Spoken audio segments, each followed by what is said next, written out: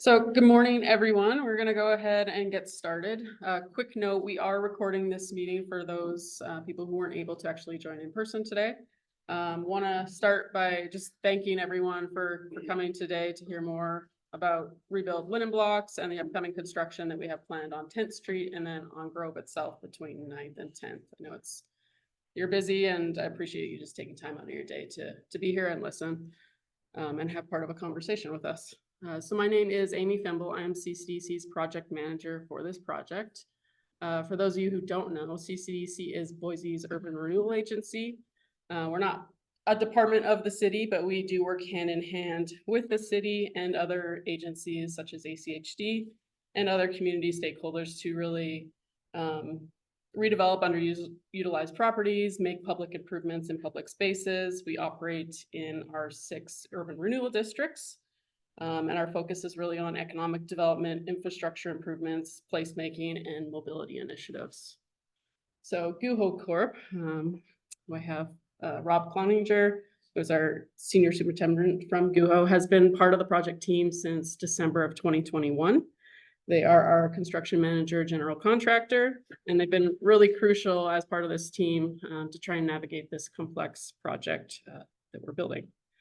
Also today we have John Gunnarsson with City of Boise Public Works, and then Melissa Stoner is also in the audience for City of Boise Public Works. So the next slide. So we're going to start out today with some project background and then review what aspects of the project have been completed to date, because I know we were in this area previously. And then I'll turn it over to John to discuss the city's geothermal work, and then Guho will go into the schedule and phasing of this upcoming work. We'll let you know what to expect from us as far as construction communication and support during construction, where you'll be able to find information, and then who to contact if there is an issue that needs to be addressed or a problem that comes up. Lastly, we'll save a lot of time at the end to take questions from you. Next slide. So years of planning and coordination have gone into this rebuild linen blocks on Grove Street project. Some of the planning was done by partners such as ACHD, City of Boise had some planning efforts, but CCDC also led this 10-month planning visioning process, which a lot of you community members participated as well, which helped shape the design that we're here to deliver today. Right now we're in construction, right? So we're fulfilling the community's desire for improvements and enhancements along Grove Street that will really build on the existing energy that's out here today, while also honoring the area's history. This project's making large-scale improvements to the streetscapes. We're adding a lot of street trees, which you see with the double row of trees. Native plantings will go in that area. We're improving and widening sidewalks, incorporating public art elements. All of this is going to create a more comfortable experience for diners, visitors, and customers. The project's also making improvements to the roadway in coordination with ACHD. We're reallocating space to accommodate an all ages, all abilities bikeway. The improvements will better connect the linen blocks on Grove Street to other areas of downtown, so increasing customer access to your businesses on Grove Street, whether people are arriving by foot, by bike, or by vehicle. CCDC has formed a lot of interagency agreements and partnerships with the City of Boise and ACHD, which really enables our agency to make improvements along Grove Street through a single contractor, such as Guho Corp, which reduces the impact to all your guys' businesses. You know, one contractor comes in at one time, does all the work, and then we're out. CCDC has also been coordinating its public improvements alongside all these private developments that you see coming up. So for example, the dual brand Marriott Hotel that you see behind you, so it's between 10th and 11th, just south of Grove there. We had a partnership and worked closely with them so that we could relocate some of their utilities during our construction project. So they didn't have to come through now when they're ready to start construction and basically rip up all the improvements that we just put in. We also work closely with utilities such as the city's geothermal program so that they can replace aging geothermal lines while the same road work is occurring. Next slide. So like I mentioned, a lot has been accomplished since we started construction in December of 22. We've completed utility relocations and upgrades between 10th and 14th Street. Streetscape and roadway improvements have been completed between 10th and 12th Street. 12th and 13th intersections have both been completely rebuilt with raised intersections, new rebuilt pedestrian ramps at the corners, and then brand new traffic signals recently went in at the 13th Street intersection. We also coordinated with rebuild 11th Street when that was under construction. So a lot of entities to coordinate with as this project has been going along. We're looking forward to Grove Street between 12th and 14th Streets being complete and reopened early June. So that's another milestone that's coming up soon. Next slide. And this is just a graphic of sort of the phasing that we've had. The grayed out portions are areas that have been completed to date that I just touched on. And then the work that's still underway. Wanted to share that. I'm now going to turn it over to John Gunnarsson, and he's going to talk about his geothermal replacement work. Okay, thank you. So this summer we're going to be starting phase 2 of our 10th Street geothermal replacement. This is kind of a two-pronged approach. Number one, as Amy mentioned, we do have some aging infrastructure, aging lines that are running down 10th Street. 10th Street is kind of the backbone of our geothermal system coming here to this side of downtown. So just we really enjoy these synergies with CCDC and ACHD and being able to do this work while other construction is happening. So that's why we're doing this now. And then the second fold is we're also seeing a lot of growth in demand in geothermal here. The new Marriott, the Front, the Renegade. These are 3 new geothermal customers, and then we've got Hotel 43. There's a handful of geothermal connections around this area, but we're seeing a lot more coming. So while we're doing these replacements, we're also upgrading the systems. We're increasing the pipe size, increasing the capacity, improving hydraulics, just making sure that we provide a high level of service to our existing and new customers here on this side of town. So with the synergies with Guho CCDC, we've been asked to come in and start at the end of this month, April 29th. We are going to, so last summer we extended from Front Street up past the Grove Street intersection. We're going to pick up on that and do that red section first. That's going to be the end of April, April 29th. We're going to move in there, and it'll only take us about 2 weeks to get up Main Street. Then we're going to have to hold there likely until June 1st. It is very weather dependent, but before we can go any further north of Main Street, we need to have weather on our favor. This geothermal is the primary heat for several buildings that don't have any backup heat source. So we already have per agreement, such as with Jump and Simplot, that we're not going to shut any part of the system down that affects them until June 1st. But if we start getting close and we've got weather on our side and it's warm days out, they don't need heat, then it's going north. So we're going to do that first red phase here starting the end of April. Then we'll get through the Main and 10th intersection, and then we're going to continue going north, and we're going to be replacing these lines from Main Street up to Idaho, up to Jefferson, up to Bannock, and up to Jefferson, 4 blocks there. Then when we are complete on 10th Street, we are going to come back and do this blue section, which is on Main Street between 10th and 11th.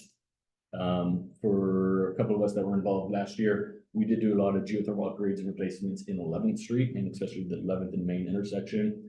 And so essentially everything on this side of town, kind of west of 10th Street, is our system has been upgraded and replaced, except for that little blue section. So we're doing everything we can to get that squeezed in now. So then everything on this side of town, it's an all new upgraded rehab geothermal system.